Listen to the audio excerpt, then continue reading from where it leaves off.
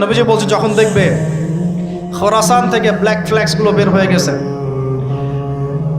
এভাবে আসছে হাদিসে, বরফের উপরে সাঁতার কেটে হলেও তাদের সাথে যোগ দিব। ওই সময় ওয়ার্ল্ডের অবস্থা কেমন থাকবে আমরা জানি না, হাদিসে এভাবে আছে।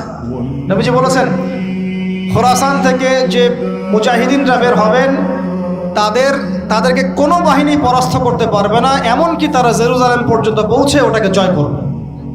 হাদিসে আসছে, কিছু করার নেই। হাদিস সহিহ না জয়ীফ না জাল, ওলামায়ে কেরামকে জিজ্ঞেস করে নি, এটা হাদিসে আছে, কিছু করার নেই। পৃথিবীর ভবিষ্যৎ লেখা হয়ে গেছে।